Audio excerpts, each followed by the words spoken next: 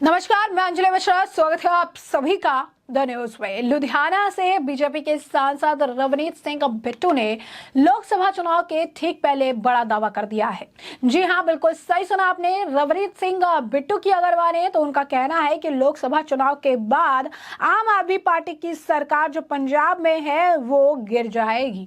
जी हां, उन्होंने कहा है कि कई सारे सांसद, कई सारे जो नेता हैं वो इस वक्त बीजेपी के संपर्क में है और ऐसे में लोकसभा चुनाव खत्म होते ही जो है यहाँ पर यानी पंजाब में सरकार गिर जाएगी। तो लुधियाना के सांसद रवनीत सिंह बिट्टू ने भाजपा में जाते ही रंग बदल लिया। आपको बता दें कि रवनीत सिंह बिट्टू जो है हाल ही फिलहाल में बीजेपी में जो है शामिल हुए हैं। उन्होंने दावा किया है कि कांग्रेस के कई पार्षद और पूर्व और मौजूदा एमएलए उनके टच में है। जी हाँ, उन्होंने ये भी दावा कर दिया है कि कांग्रेस के कई पार्षद और पूर्व मौजूदा एमएलए उनके टच में है और जल्द ही लोकसभा चुनाव के बाद पंजाब में आम आदमी पार्टी की सरकार भी गिर जाएगी। बिट्टू ने कहा है कि इसका कारण ये है कि अरविंद केजरीवाल जेल में है और राघव चड्ढा भगौड़ा है, क्योंकि अगर आप देखेंगे तो अरविंद केजरीवाल इस वक्त जो है दिल्ली शराब घोटाले मामले को लेकर जेल की सलाखों के पीछे हैं और ऐसी स्थिति में राघव चड्ढा जो है कहीं भी नजर नहीं आ रहे हैं। विदेश में उनके ट्रिप की तस्वीरें आती रहती है, लेकिन ऐसे कठिन समय में भी जब राघव चड्ढा पंजाब में आप कह सकते हैं अरविंद केजरीवाल के बाद एक बड़ा नाम बताया जा रहा था, वो राघव चड्ढा आज के वक्त में कहीं भी दूर दूर तक नजर नहीं आ रही है। अरविंद केजरीवाल के जेल में जाने के बाद सौरभ भारद्वाज, आतिशी वालेला समेत आम आदमी पार्टी के कई नेता और कार्यकर्ता सड़कों पर उतर आए हैं, प्रदर्शन कर रही हैं। लगातार बयानबाजियों का दौर भी देखने के लिए मिल रहा है, लेकिन एक आदमी जो इस पूरे आप कह सकते हैं कि हंगामे से दूर है वो है राघव चड्ढा। ना एक स्टेटमेंट, ना एक बयान, ना किसी तरीके का कोई हंगामा, ना ही अगर आप कहेंगे कि यहाँ पर आके किसी तरीके के प्रेस कॉन्फ्रेंस वगैरह में वो जो है नजर आ रहे हैं। यानी साफ तौर पर दिल्ली के मुख्यमंत्री अरविंद केजरीवाल तो जेल में है और राघव चड्ढा को भगोड़ा जो है बिट्टू ने बता दिया है। और रवनीत सिंह बिट्टू का कहना है कि जिस तरीके की स्थिति है, कांग्रेस के कई सारे नेता पार्षद उनके टच में है और पंजाब में जो है आम आदमी पार्टी की सरकार है और जिस तरीके के इस वक्त आप कह सकते हैं सिचुएशन देखने के लिए मिल रहा है, ऐसे में लोकसभा चुनाव के ठीक बाद जो है पंजाब में सरकार गिर जाएगी। तो आपको बता दें कि लोकसभा चुनाव से पहले तमाम नेताओं दल बदल की राजनीति में लगे हुए हैं और पंजाब में कांग्रेस को बड़ा झटका तब लगा जब पंजाब के पूर्व सीएम बेअंत सिंह के पोते रवनीत सिंह बिट्टू ने बीजेपी का दामन थाम लिया। रवनीत बिट्टू लुधियाना से वर्तमान में सांसद हैं और उन्होंने कांग्रेस नेता राहुल गांधी का करीबी भी माना जाता था। ऐसे में कांग्रेस के लिए किसी बड़े झटके से कम नहीं है जब रवनीत सिंह ने, जो कि राहुल गांधी के करीबी है, उन्होंने अपना पाला बदला और बीजेपी के साथ जा मिले। बीजेपी के वरिष्ठ नेता विनोद तावड़े ने मंगलवार की शाम को भारतीय जनता पार्टी मुख्यालय पर रवनीत बिट्टू को पार्टी की सदस्यता ग्रहण कराई और बुके देकर उनका स्वागत किया। इसके बाद आपको बता दें कि रवनीत सिंह बिट्टू की मुलाकात जेपी नड्डा से भी हुई और गृह मंत्री अमित शाह से भी हुई, जिसकी तस्वीरें जो है उन्होंने बाकायदा थामा। बीजेपी ज्वाइन करते हुए ही उन्होंने जो है राघव चड्ढा पर निशाना साधना शुरू कर दिया। अरविंद केजरीवाल को लेकर भी काफी कुछ कहा। बीजेपी थामने के तुरंत बाद रवनीत बिट्टू ने कहा कि जब भी मैंने पंजाब के किसी मुद्दे उठाए हैं तो प्रधानमंत्री और गृह मंत्री ने इसे हमेशा सकारात्मक रूप से लिया है। हम पंजाब को आगे ले जाना चाहते हैं। जब देश फायदा जो है हो रहा है तो पंजाब क्यों पीछे रहे। इस दौरान उन्हें पंजाब के गुरदासपुर से बीजेपी सांसद अभिनेता सनी देओल पर भी जो है निशाना साधा था और कहा था कि कुछ नामुमकिन की वजह से पार्टी को नुकसान जो है हुआ। क्या कुछ कह रहे थे जो है बीजेपी ज्वाइन करने के बाद रवनीत सिंह बिट्टू। गलत ठहरा रहा हूं ना किसी को, मेरा तो सिर्फ ये है पंजाब क्यों पीछे रहे। हम पंजाब में हमारे को एमपी बना के भेजते हैं, सब कुछ करते हैं, तो लेकिन यहाँ हम ऑपोजिशन में बैठ जाते हैं आके।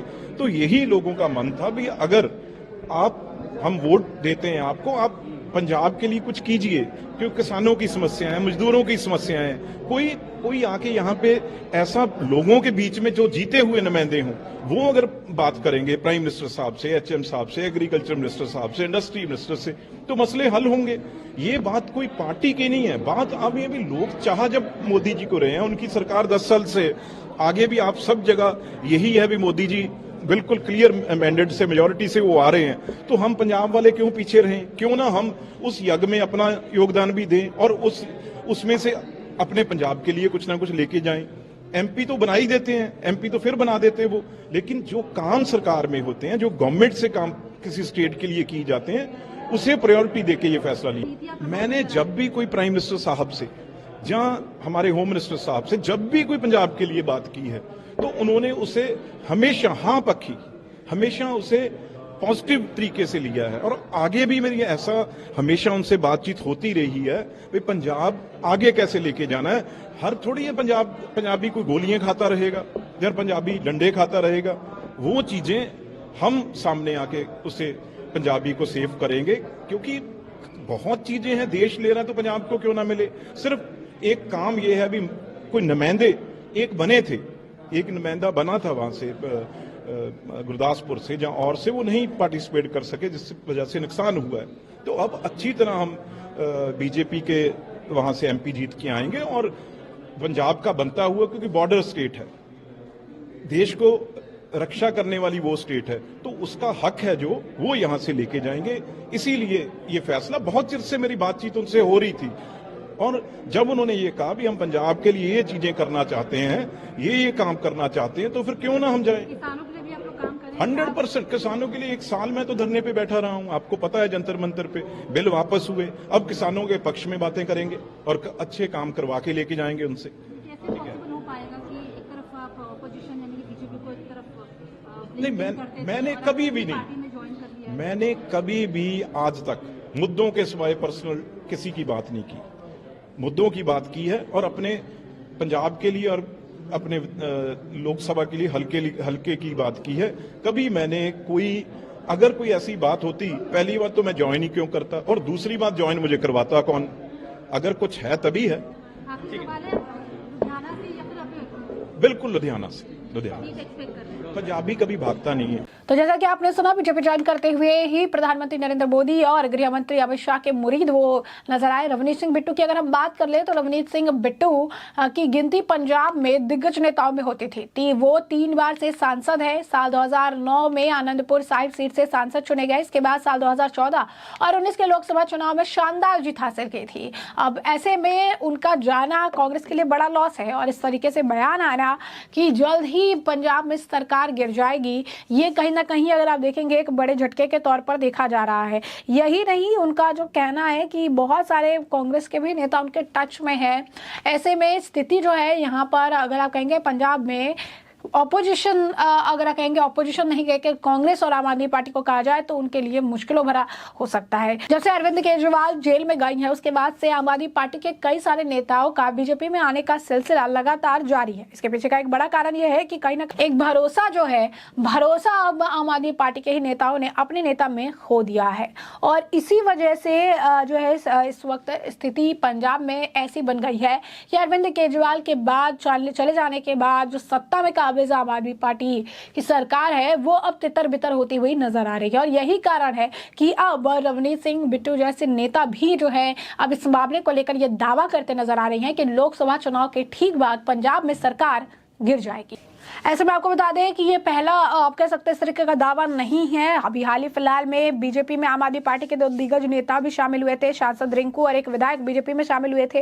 रिंकू 2017 विधानसभा चुनाव में जालंधर पश्चिम सीट से चुनाव उन्होंने जीता था और उसके बाद जो है रिंकू शीतल अंगुरल ने चुनाव हार चुके थे और उसके बाद फिर अगर देखेंगे तो वो बीजेपी में आ गए। सांसद जो है सुशील कुमार रिंकू जालंधर से सांसद है, इकलौते अगर आप कहेंगे सांसद थे और उन्हें लोकसभा का टिकट भी दिया गया था आम आदमी पार्टी की तरफ से, लेकिन उसके बाद उन्होंने भी आम आदमी पार्टी का साथ जो है छोड़ दिया था। बागी एमएलए को बीजेपी ने बनाया उम्मीदवार। आपको बता दें कि बीजेपी ने मंगलवार को गुजरात, हिमाचल प्रदेश, कर्नाटक और पश्चिम बंगाल में होने वाली विधानसभा उपचुनाव के लिए अपने उम्मीदवारों के नाम का ऐलान कर दिया। बीजेपी ने कांग्रेस द्वारा अयोग्य ठहराए गए 6 विधायकों को हिमाचल प्रदेश विधानसभा उपचुनाव में अपना उम्मीदवार बना दिया। ये सभी विधायक कांग्रेस छोड़कर भाजपा में शामिल हो गए थे।